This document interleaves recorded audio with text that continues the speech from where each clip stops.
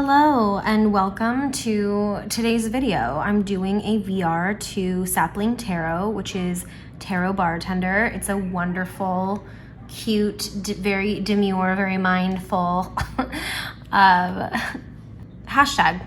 And I love a cocktail. I love a cocktail. I actually didn't start drinking until over 30. And when I did, I really found my stride, and I guess in the sense of figuring out what tasted great to me, my palate maturing. Obviously, when I first started drinking, things that tasted more spirit forward weren't my friend, and now I can really enjoy something like that. But anyway, this tag is about tarot and oracle decks. So let's get into it. I'm BB. If you're new, if you're not new, welcome back.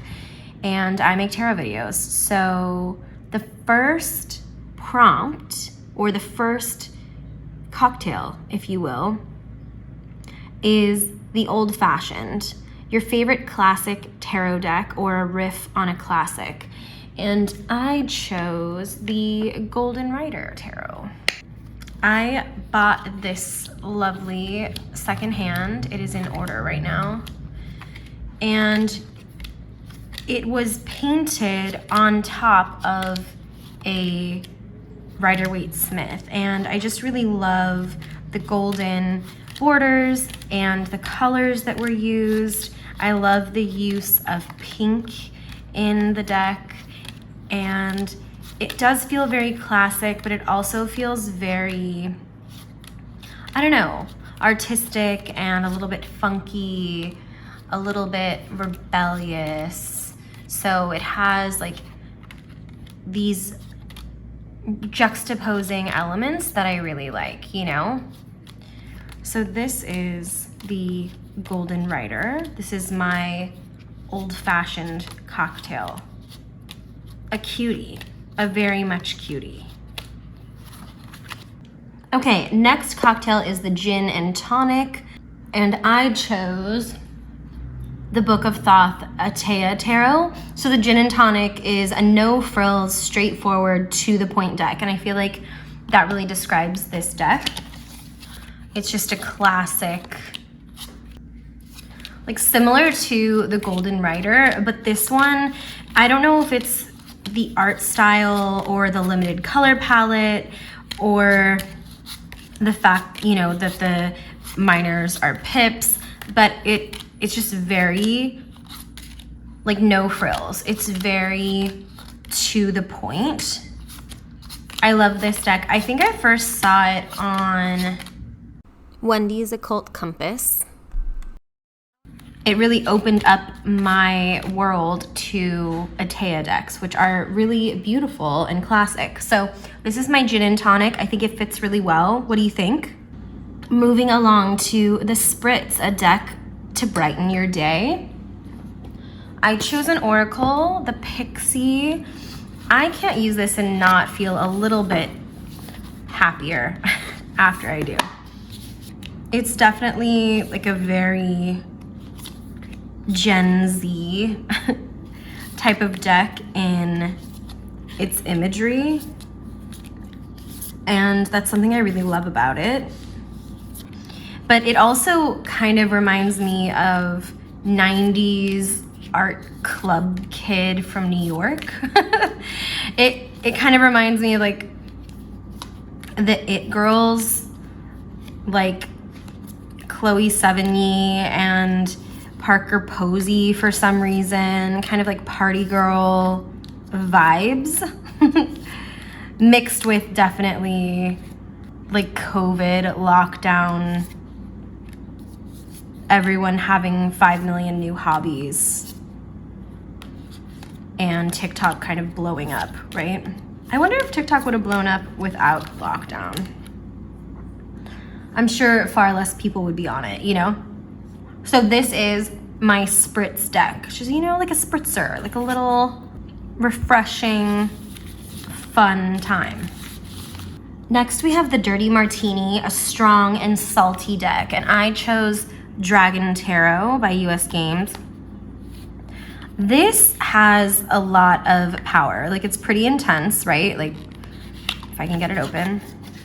It's strong, it's intimidating, and I don't know, I think it's a little salty. I feel like dragons are a little salty. Am I wrong? Like, especially these ones. It's giving very, thou shalt not pass, you know, or like locals only. I think this deck is so cool. I've talked about this not being my vibe like earlier on in my tarot journey, but that now I dig it so much. I don't know, maybe blame Stranger Things or something, but I think it's a really beautiful, fun, nostalgic deck, and I really love this illustration style. And I can definitely see this being a dirty martini. So that is Dragon Tarot, my dirty martini, my strong and salty. So our next cocktail is the Pina Colada. It is a deck for a summer holiday, and I chose the Tarot of Marrakesh, this beautiful gem here. I love summer. Summer is my favorite season. I was not born technically in summer. My birthday is June 1st. I was born in spring. And I love spring. I think I like spring, I don't know, probably second best. I don't know, maybe that's not true. Maybe it's summer, then winter, then spring. Fall is my least favorite. Okay, let's talk about this. This feels vibrant, but also kind of relaxing. Do I have 2 magician cards? Oh, it's 1/2 of each. Whoa, I never noticed that before. Wild. This is another pip deck, but as you can see in the pips, the sun and moon eclipsing changes. So the moon is moving past the sun. It's really interesting. The illustrations are gorgeous, vintage. It's my vibe. The color scheme is very summer. The subject matter feels very summer, you know? And I love this. I would take this on a vacation. I think that it has enough space in the pips to really let you breathe and relax and not go too fast. But then it has these like really visually interesting kind of landscapes and characters, and it feels like this richness in the culture and the visuals that like I really, really love. And it's steeped in real places, you know, and real cultures, which is super fun. And I don't know, I think that this is like an A+ deck. I love it. Let me know if this is like too much for your summer vacation, but for mine, this could be one of the decks that I would pull. Okay, the next cocktail is the Hot Toddy, and I chose, it's a little bit big for my camera right now, but the Byzantine Tarot. And there were a few different ways I could go with this one.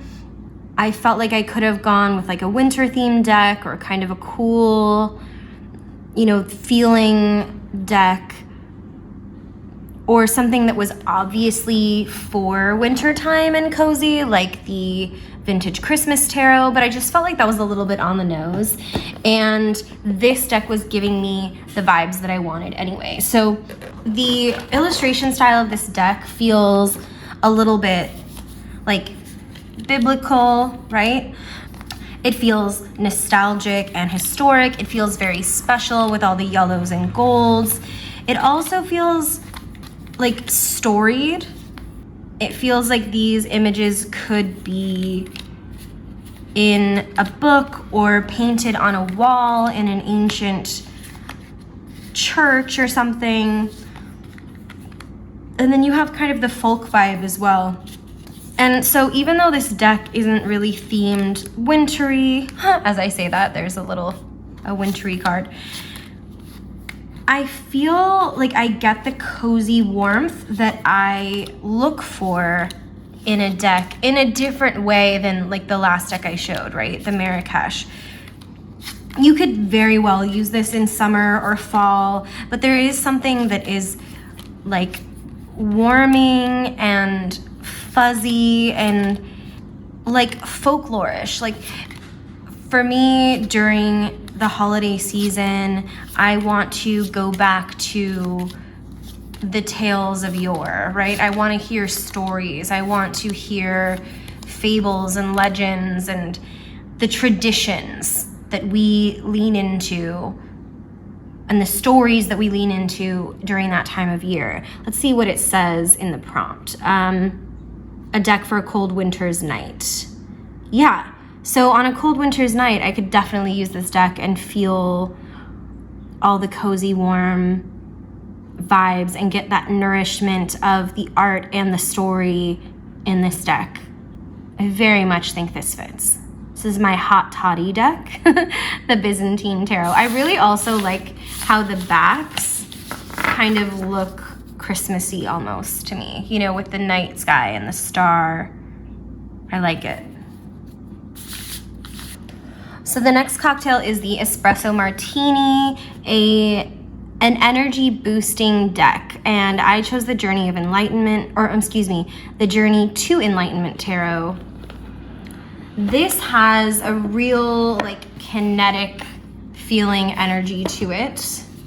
It's a mood, it's a vibe, it's a lot. It feels a little bit caffeinated, if not something stronger, you know?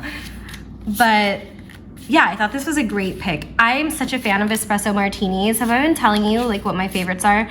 I never used to like an old fashioned. I very much like an old fashioned now. I don't love a dirty martini. I love an espresso martini. I love a good pina colada, especially one with like cinnamon. Oh, so good.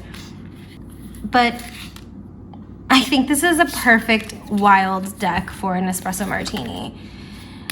And I feel like it's also, even though it's very in your face and intense, martinis are kind of a little bit sophisticated and elegant, and I feel like this deck has some of that in it. It's not the most sophisticated deck in the world, but there is an artfulness to it. I don't know. I wonder if that's like hard to see for anyone, but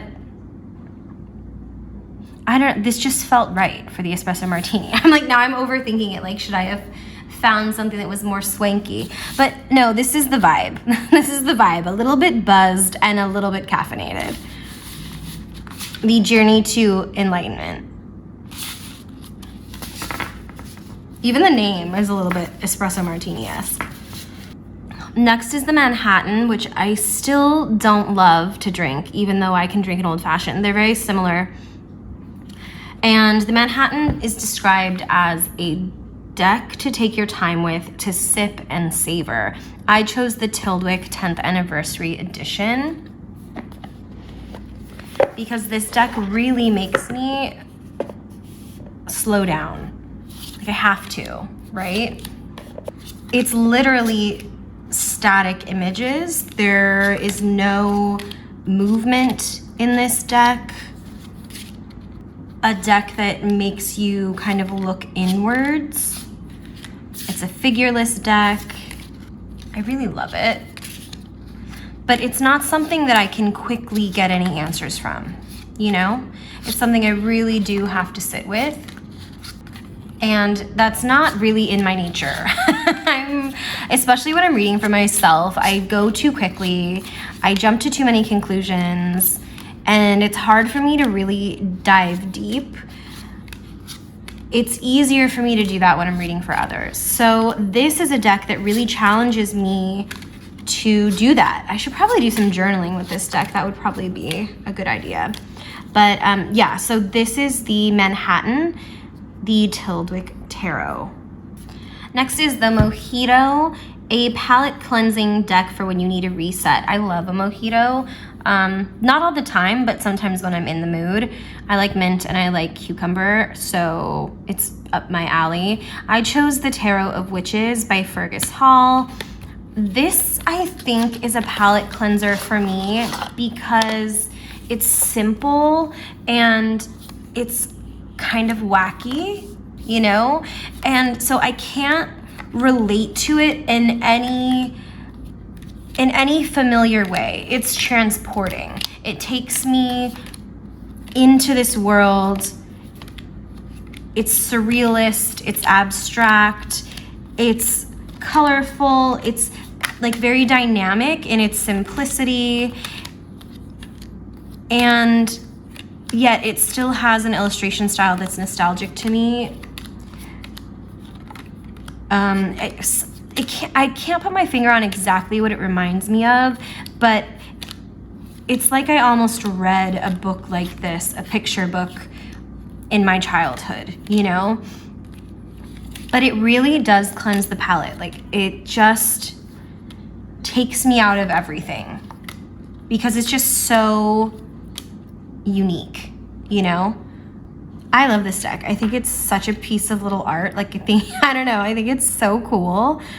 And I'm so happy that it's mass market. I think I'm gonna do a video of what's on my mass market wish list, because I'm maybe kind of known as an indie deck girly, and there are mass market decks that I am really interested in. I think that the issue is it's been such a good year for tarot when it comes to independently produced decks that's where my investment has been going. I think when I get to a place where things are a little bit slower on the indie deck side, or I'm not as interested, you know, I haven't backed as many Kickstarters or seen things on Etsy that I really enjoy, you know, then I can divert my attention. And I do get a mass market deck every now and then. I'm glad to have had some in this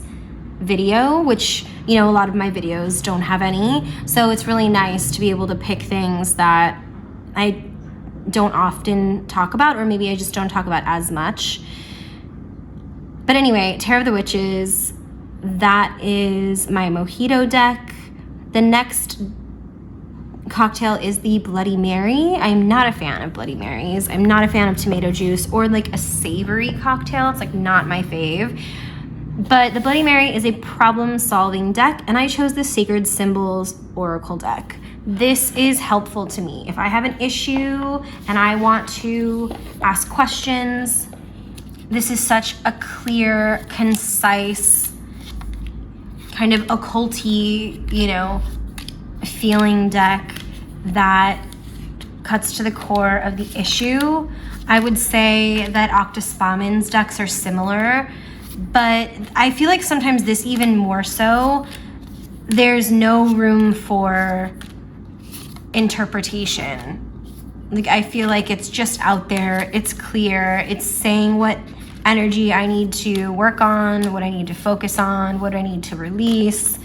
And sometimes that's just what you need. Like, sometimes if I have a super illustrated deck and maybe a card that means 5 million things, like, for example, even tarot, sometimes it's clearer to use Oracle if I'm asking a specific question or I need a problem to be solved. Like, what do I do? You know? So this is the Sacred Symbols Oracle. This is my Bloody Mary deck.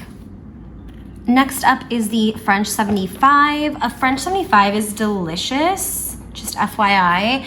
It's not this thing where every bar knows exactly how to make a great one. You kind of have to suss out, okay, I can get a good French 75 here and not somewhere else.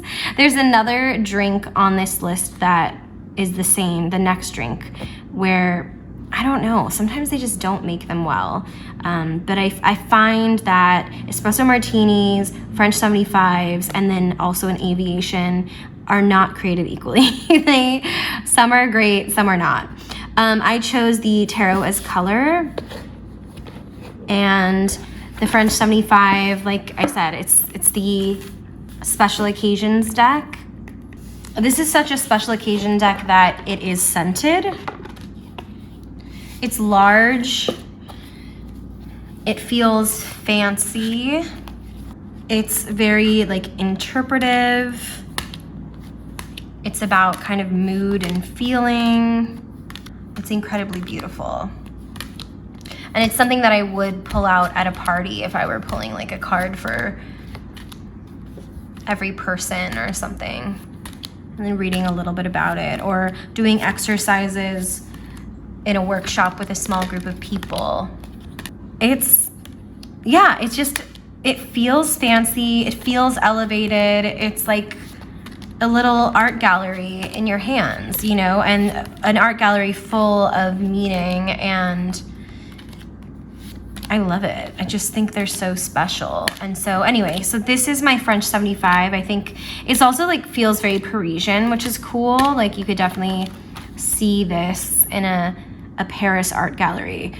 So it is the Tarot as Color. Okay, the next cocktail is the Aviation, which is a wild card deck for when I'm feeling adventurous.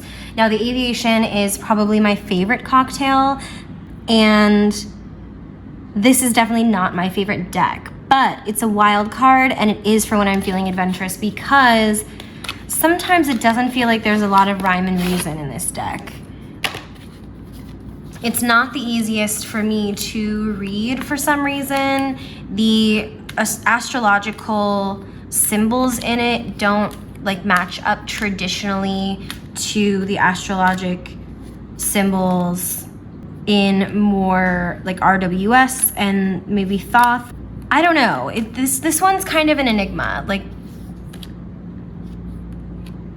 and there are things that I love about the illustrations and things that I don't. I think like in every image there are elements that I'm like yes, and elements that I'm like you know. I think the illustrations are cool, but the design leaves me wanting. But it looks really cool on camera, and overall I find myself not being able to get rid of it.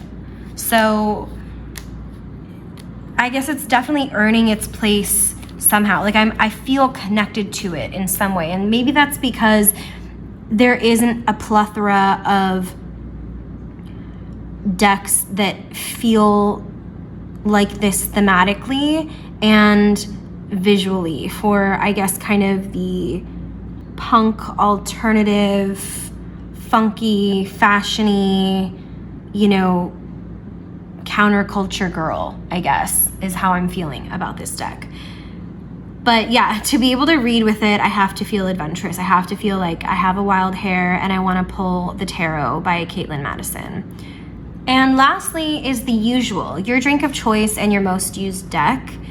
My drink of choice, let's say a whiskey sour. I mean, there are tons of other drinks that I love, but for this one, I didn't choose my most used deck because it's been a tough year for me with tarot and I haven't used one deck a ton. So I went back to my first deck, which is this copy of the Wild Unknown Tarot back in 2013. I mean, I guess you can say that this was my most used deck between 2013 and maybe 2018. This is the deck, like many others, that inspired me, or not inspired me, but more so drove me to pull the trigger to finally purchase a deck after being very curious about tarot for probably my whole life. I'd never seen a modern deck like this. I'd never seen a deck with this art style. I had only seen traditional decks and didn't feel called to get any of those. Didn't feel like they could resonate. And obviously I don't have that feeling now, but you know, 11 years ago, this was the thing that I was like, okay, I can read tarot because I can relate to this deck. And so I did. And I don't know if it was particularly like more my style than any of my other decks. It was just that this was the first time I'd seen anything like this. An indie deck with more of a modern style. And I still love it. I still love the visuals. I'm not burnt out on this deck. I don't use it a ton, and maybe that's why. But I can attest to the fact that anytime I've read with this deck, it was pretty powerful. You know, whether I was reading for myself or for others, I had always gotten really great readings with it. So that is my conclusion to this tarot bartender tag. I really love it. I've been watching other people's videos. They're so fun to watch. Thank you, Sapling Tarot, for creating this tag. I just found you on YouTube and I'm really enjoying all of your videos. And I want to thank you guys for being here. Thanks for being curious, and thanks for being my friend. And my mom's coming. I gotta go.